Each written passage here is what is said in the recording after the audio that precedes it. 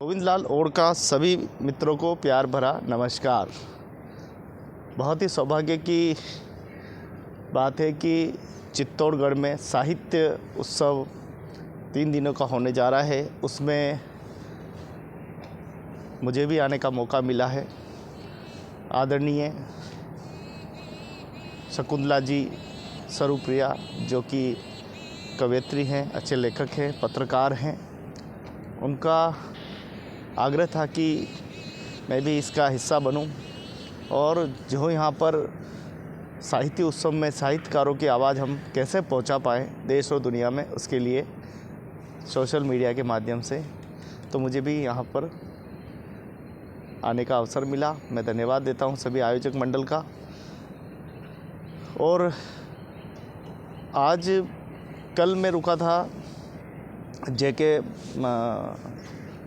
Plant में, और आज जो है आदित्य बिरला ग्रुप है, ये पूरा आज यहाँ रुके हैं और मैम हम नाश्ता करें। थोड़ी देर में उनसे भी हम आपको रूबरू कराएंगे। तो बड़ा ही सुंदर बात यह है कि वास्तव में अगर सकारात्मक तरीके से, सकारात्मक प्रयासों से अगर हम सच्ची कर्म और निष्ठा के साथ अगर वास्तव में मानव जाति के लिए कुछ करेंगे, समाज के लिए कुछ करेंगे, तो समाज आपके लिए बहुत कुछ करेगा। आपकी उम्मीदों से भी ज़्यादा आपके लिए समाज सोचेगा। बस ये है कि हिम्मत ना हारनी चाहिए। हिम्मत हार जाना, स्वार्थ का आ जाना, फिर आप ज़्यादा नहीं चल सकेंगे। अगर आप हिम्मत करते रहेंगे, हो सकता है कि कठिनाइयाँ बहुत आएगी, बहुत संघर्ष करने पड़ेंगे। बिना चोट खाए तो लोहा भी नहीं ढलता है। तो चोट खा खा कर जब हम पक जाएंगे तो आप देखिएगा आपके रास्ते खुद ब खुद बनते जाएंगे, खुद ब खुद आप आगे बढ़ते जाएंगे। वास्तव में सही ज़िंदगी यही है कि हम अपने समय का सही उपयोग करें, समय का सही जगह लगाएं। क्या रखा है इस मैं खाने में, क्या रखा है इस रूढ़िवादी, क्या रखा है इन नशा प्रथा, किसी की आलोचनाएं, उसमें क्या रखा है। थोड़ा सा समय अगर समाज के सृजन और समाज की जागृति के लिए देंगे तो मुझे लग रहा है कि हम एक आदर्श समाज की स्थापना कर सकते हैं, एक आदर्श व्यक्तित्व बन सकते हैं। प्रत्येक व्यक्ति को अपनी जिम्मेदारी निभानी चाहिए, प्रत्येक व्यक्ति को अपने फ़र्ज़ निभाने चाहिए। जन्म लेने को तो यहाँ पशु पक्षी जीव जंतु भी लेते हैं, परंतु जीवन उनका ही साकार होता है जो मानव जाति के लिए कुछ कर गुजरते हैं।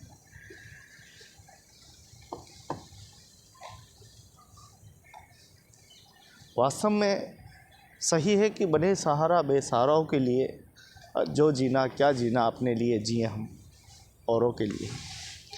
इसी बात को समझने की आवश्यकता है, इसी बात को जानने की आवश्यकता है, इसी बात को गहराई से मंथन करने की आवश्यकता है। मैं धन्यवाद देना चाहूँगा कि कोई ये कहता है कि मैं वो दुखी हूँ, हमेशा कष्टों में हूँ, तो उसका कष्टों का कारण वो स्वयं है। अगर आप सही सोच रखेंगे तो आपका परिवार भी आपको ज़रूर सपोर्ट करेगा। आप कर्म करते जाइए, आप फल की चिंता मत कीजिए।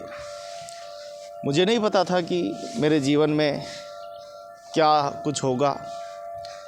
दूर दूर तक हमारे किसी परिवार में फ़ोटोग्राफ़ी, वीडियोग्राफ़ी जैसा नाम भी नहीं सुना था, फ़ोन से भी डरते थे। लेकिन उस ज़माने में जहाँ मेहनत और मजदूरी, गधे हाँक कर अपना जीवन बसर करने वाले परिवार से मैं हूँ। कभी किसी ने उंगली पकड़कर, हाथ पकड़ के ये नहीं कहा उन दंपतियों ने कि हमारे समाज के भविष्य का क्या होगा। शायद उस समय, उस मजदूरी करते समय उन्होंने एक उंगली पकड़ ली होती, ज़रा सा दामन थामा होता, सैकड़ों बच्चों ने, हज़ारों बच्चों की आज आईएएस और अफसर होते, वकील होते, डॉक्टर होते। लेकिन उन्होंने कभी ऐसा कभी सोचा नहीं। उस ज़माने के पढ़े लिखे मैं सबसे बड़े मूर्ख उनको कहता हूँ जिन्होंने अपने ही हाथ से अपनी कब्र खोदी है। न जाने कितने ही बच्चे आज मर गए हैं, कितने ही बच्चे आज नशेड़ी बन गए हैं, कितने ही बच्चे आज उनके पास मूलभूत सुविधाएं नहीं है, कितने ही बच्चे आज कई कच्ची बस्तियों में दम तोड़ रहे हैं। उन्होंने सिर्फ इस समाज का दमन ही नहीं किया है, उन्होंने इस समाज की 3-3 पीढ़ियों तक गला घोट के रख दिया। और कुछ मुख बधिर लोग आज भी उनकी चापलूसी करते हैं, आज भी उनके अगुवाई कर रहे हैं।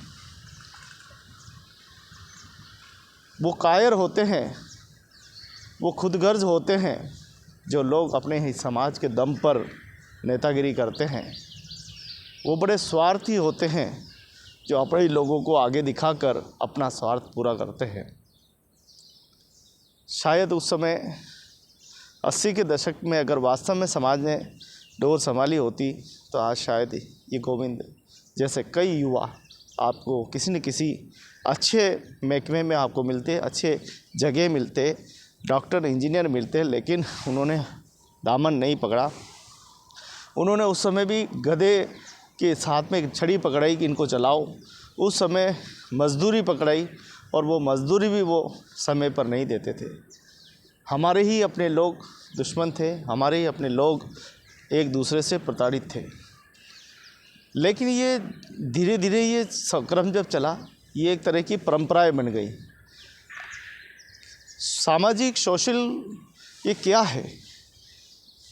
उपकार, अच्छे काम, इसका तो ज्ञान ही नहीं था। शब्दों का ही पता नहीं कि हम इन शब्दों का चिन्हित कैसे करें।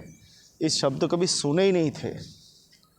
खाना बदोश बस कह सकते हैं, खाओ पियो लोटो, बस इस तरीके की बातें रहती थी। काम किया, घर आ जाओ, अच्छा खाना बनाओ और वही नशेड़ी जैसे पियो खाओ और मौज करो और सो जाओ, फिर सुबह काम करो। एक ज़िंदगी ऐसे लग रही थी जैसे मैं जब बचपन से सोचता ही कि ज़िंदगी क्या, इसे अगर ज़िंदगी कहते हैं तो फिर ज़िंदगी क्या है। जब धीरे धीरे अन्य लोगों के संपर्क में आया, झाड़ू निकाला, पोछो लगाया, मजदूरी की, रंगाई पुताई का काम किया, मोटर बॉडी में काम किया, कई कारखानों पे काम किया, वेल्डिंग का काम किया, कहीं होटलों में काम किया। ज़िंदगी के थपेड़े खाते खाते आखिर गुजरात में मेरा थोड़ा किशोर अवस्था निकली।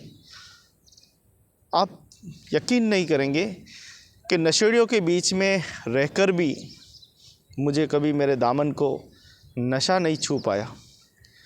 मेरे साथ में रहने वाले गुटखा, तंबाकू, गांजा पीना उनके लिए कोई बड़ी बात नहीं थी, लेकिन मैंने कभी भी कोई नशा नहीं किया।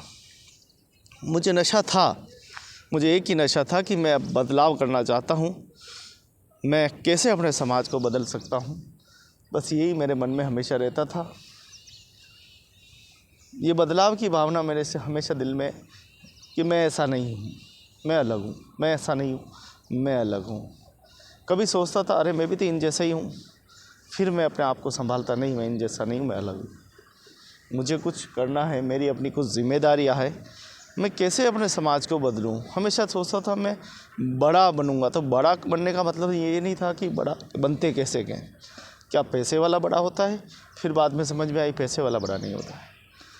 फिर बोला कोई जानकार आदमी बड़ा होता है, फिर समझा कि नहीं वो नहीं बड़ा होता है। फिर बाद में पता लगा कि जो जिसके पास जानकारी है, धीरे धीरे क्षमता वर्धन हुआ, जिसके पास जानकारी का खजाना है वही बड़ा आदमी है। जिसके अंदर दया है वही बड़ा आदमी है।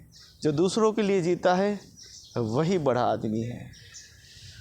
शायद मेरे समाज के वो लोग उस समय अगर बड़ा बन जाते और अच्छे काम, अच्छी जो आज उनकी पोथियों में लिखते हैं ना, ये करेंगे वो करेंगे, शायद उस समय भी कर देते तो मुझे लगता है कि हमारे समाज का बहुत बड़ा भला हो जाता। और आज गोविंद जैसे लड़के, मेरे जैसे लड़के, आज कई लड़कियां सिस्टम में होती, अधिकारी वर्ग में होती, लेकिन उन्होंने हमेशा इस समाज को अनपढ़, गंवार बनाने की साजिश रची।